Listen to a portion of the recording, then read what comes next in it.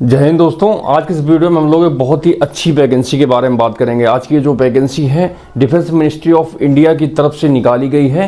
Heavy vehicle factory के माध्यम से भारी निर्माण वाहन जो फैक्ट्री होती है, आप देख सकते हैं ये आर्मी के लिए जो ये तोप वगैरह होते हैं ये बनाने का काम करती हैं। ठीक है, ये जितने भी भारी वाहन जो आर्मी या मिलिट्री फोर्सेज में यूज होते हैं तो वो सारे HVF मतलब ये हैवी व्हीकल फैक्ट्री है, इसी के माध्यम से बनाए जाते हैं। तो इसमें टेक्नीशियन, जूनियर टेक्नीशियन के 1850 पदों के लिए वैकेंसी निकाली गई है।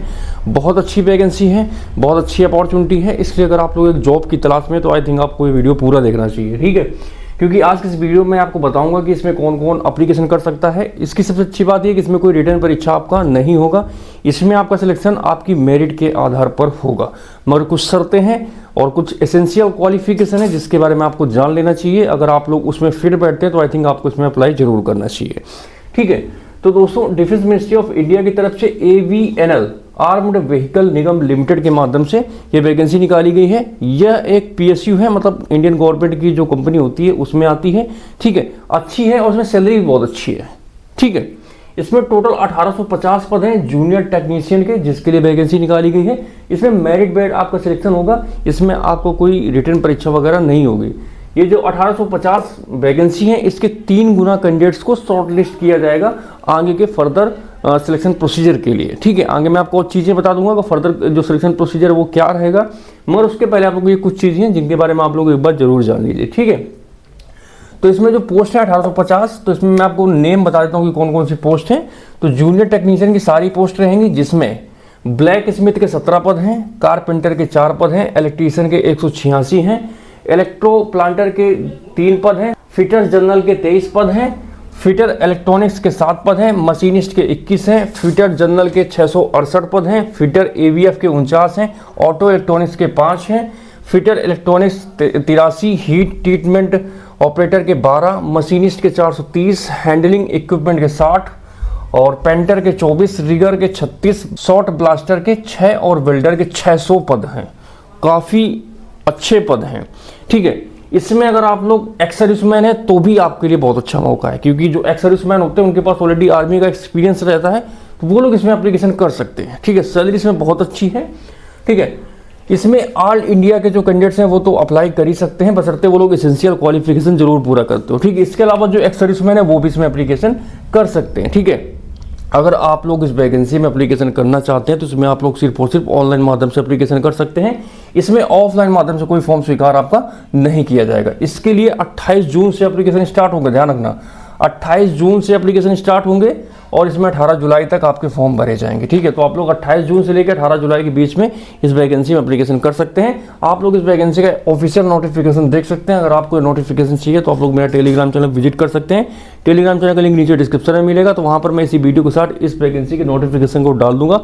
तो वैसे तो मैं सारी चीज़ें इस वीडियो में कवर कर दूंगा, मगर फिर भी आप लोग अपनी संतुष्टि और सिक्योरिटी के लिए एक बार इस नोटिफिकेशन को जरूर पढ़ लेना।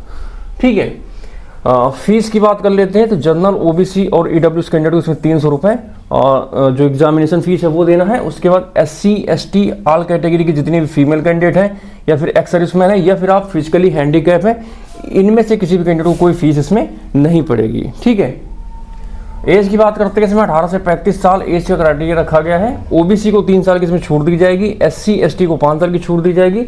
जो एक्स सर्विसमैन है वो जब से रिटायर हुए हैं उसके 3 साल बाद, मतलब जैसे आज वो रिटायर हुए तो आज से 3 साल बाद वो अपना एप्लीकेशन कर सकते हैं। ठीक है, मतलब 3 साल रिटायरमेंट से 3 साल तक उनको और छूट दी जाएगी। मतलब जो रिटायरमेंट से 3 साल का पीरियड है उस पीरियड में अगर आप एप्लीकेशन करते हैं तो इसमें एलिजिबल है। ठीक है, मतलब जैसे आप अभी 25 में एप्लीकेशन कर रहे हैं तो आप 22 या 23 में जब लास्ट में रिटायर हुए होंगे 2022 या 23 में, तो वो लोग इसमें एप्लीकेशन कर सकते हैं। ठीक है, और जो फिजिकली हैंडीकैप इसमें एप्लीकेशन करेंगे उनको 10 साल तक इसमें छूट दी जाएगी। जो एक्स अप्रेंटिस वाले कैंडिडेट अप्लाई करेंगे, जिन्होंने अप्रेंटिस करी है, उनकी एज ओवर हो गई है, तो जो आपने अप्रेंटिस करी है वो आप लोग हटा दीजिए, उससे कोई मतलब नहीं है। ठीक है, उसको माइनस करने के बाद आपकी एज 18 से 35 साल के बीच में आनी चाहिए अगर आप जनरल हैं। अगर आप OBC में आते हैं तो 18 से 38 हो जाएगी। अगर आप SC ST में आते हैं तो 18 से 40 साल हो जाएगी। ठीक है, जो एक्स अप्रेंटिस वाले हैं।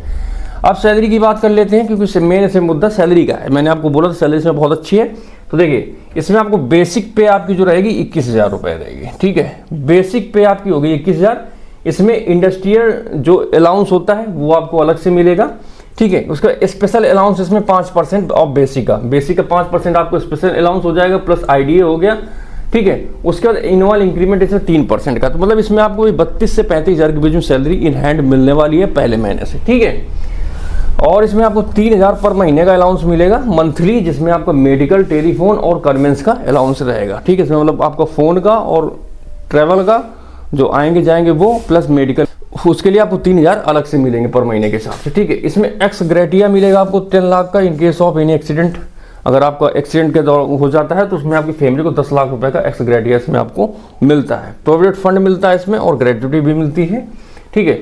और इसमें कंपनी की तरफ से आपको मतलब एकोमोडेशन प्रोवाइड किया जाता है आपको, मगर सब्जेक्ट टू अवेलेबिलिटी। अगर इसमें आपका रहने का वहाँ पे क्वार्टर खाली होगा तो देंगे, अदरवाइज आपको उसके बाद नहीं देंगे। ध्यान रहे, ऐसा नहीं कि अगर आपको ये क्वार्टर नहीं देते तो आप वहाँ पे एक्सपेक्ट करने लगेंगे कि आपको एचआरए देंगे, एचआरए आपको नहीं मिलेगा, ठीक है। इस चीज़ को ध्यान रखना, अगर वहाँ पे क्वार्टर खाली होगा तो आपको क्वार्टर मिल जाएगा, बट एचआरए आपको अलग से नहीं मिलेगा, इस चीज़ को ध्यान रखना। सिलेक्शन प्रोसीजर की बात कर लेते हैं, तो इसमें सबसे पहले आपके फॉर्म शॉर्टलिस्ट किए जाएंगे।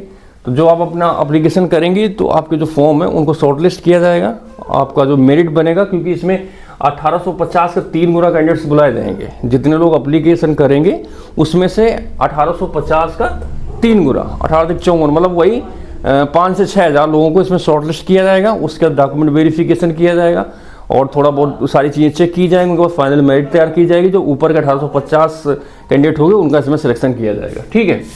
उसके बाद आपका डॉक्यूमेंट वेरिफिकेशन, ट्रेड टेस्ट, ठीक है। ट्रेड टेस्ट में आपकी जो रिलेटेड ट्रेड रहेगी उससे रिलेटेड इसमें क्वेश्चन वगैरह पूछे जा सकते हैं, क्योंकि इसमें आपका रिटर्न परीक्षा वगैरह नहीं होगी, ठीक है। क्वालिफिकेशन की बात कर लेते हैं तो आप जिस भी पोस्ट के लिए एप्लीकेशन करेंगे आपका उस फील्ड से आईटीआई होना चाहिए। अगर आप फिटर के लिए एप्लीकेशन कर रहे हैं तो फिटर पोस्ट से आपका आईटीआई होना चाहिए, इलेक्ट्रॉनिक्स से कर रहे हैं तो इलेक्ट्रॉनिक्स फील्ड से आपका आईटीआई होना चाहिए, या फिर आप एक्स सर्विसमैन होना चाहिए रिलेटेड फील्ड से, ठीक है। तो आपका जो आईटीआई होना चाहिए या फिर एक्स सर्विसमैन होने चाहिए, दो में से कोई एक अगर है तो आप लोग इसमें एप्लीकेशन कर सकते हैं। आपका आईटीआई एनसीवीटी मतलब उससे थीम से होना चाहिए, इस चीज़ को ध्यान रखना, ठीक है। फाइनल मेरिट लिस्ट आ जाएगी आपकी ट्रेड टेस्ट के बाद, ठीक है। तो जो सिलेक्टेड होगा उनका इसमें आपका सिलेक्शन हो जाएगा। ध्यान रहे, इसमें वही लोग एप्लीकेशन करें जिनके आईटीआई में मिनिमम 65% नंबर हों, ठीक है। मतलब आपने जिस ट्रेड से आईटीआई किया है आपके उस ट्रेड में मिनिमम 65% नंबर हुए अगर आप जनरल कैटेगरी से आते हैं। अगर आप ओबीसी कैटेगरी से आते हैं तो आपको 3 नंबर की छूट मिल जाएगी, आपके मिनिमम 62% होने चाहिए। अगर आप SC ST से आते हैं तो आपको 5% की और छूट मिल जाएगी, तो मतलब 60% नंबर आपके रिलेटेड फील्ड में आपके होने चाहिए, ठीक है। तो ये तो हो गया आपका, मैंने आपको क्वालिफिकेशन बता दिया। अब आती है बात जॉब टाइप की, जॉब किस प्रकार की है। तो देखिए ये जॉब है जो हैवी व्हीकल फैक्ट्री में HBF में जो जूनियर टेक्नीशियन की वैकेंसी निकाली गई है। ये जॉब तो मिनिस्ट्री ऑफ डिफेंस के अंतर्गत आती है, इंडियन गवर्नमेंट के अंतर्गत आती है, कंपनी भी सरकारी है, मगर ये जॉब आपकी FTC पे रहेगी, फिक्स टर्म कॉन्ट्रैक्ट बेस पे रहेगी, ठीक है। ये 3 साल के कॉन्ट्रैक्ट में आपकी वैकेंसी भरी जाएगी। इसका मतलब ये नहीं कि आप 3 साल बाद निकालिए, स्टैंडेबल रहेगी, सब्जेक्ट टू आपकी परफॉर्मेंस कैसी रहती है उसके हिसाब से आपका 3-3 साल करके बढ़ता रहेगा। तो मतलब कॉन्ट्रैक्ट बेस्ड जॉब है, ठीक है। बाकी सारी चीज़ें और सारी सुविधाएं आपको वही मिलेंगी जो एक PSU में कॉन्ट्रैक्ट कर्मचारी को मिलती हैं, ठीक है। तो जॉब अच्छी थी, अगर आपने ITI करके घर में खाली घूम रहे हैं, आपने अप्रेंटिस कर लिया, ITI कर लिया, तो आई थिंक आपको उसमें एप्लीकेशन करना चाहिए, अच्छा मौका है, ठीक है। अगर आप इसमें एप्लीकेशन करते हैं, सिलेक्शन हो जाता है, तो कहीं ना कहीं आप लोग अपना फ्यूचर सिक्योर करेंगे, क्योंकि अच्छी कंपनी है। यहाँ पे अगर आप एक्सपीरियंस लेने के बाद दूसरी जगह जाते हैं तो आपको वहाँ पे अच्छा सैलरी पैकेज मिल सकता है, ठीक है। इसलिए ज़्यादा ना सोचें, अगर आपके पास ITI है या फिर आप एक्स सर्विसमैन है, आपने अप्रेंटिस कर रखी है, तो आई थिंक आपको इसमें एप्लीकेशन करना चाहिए। अच्छा है, अच्छी सैलरी है, सारी चीज़ें इसमें अच्छी हैं।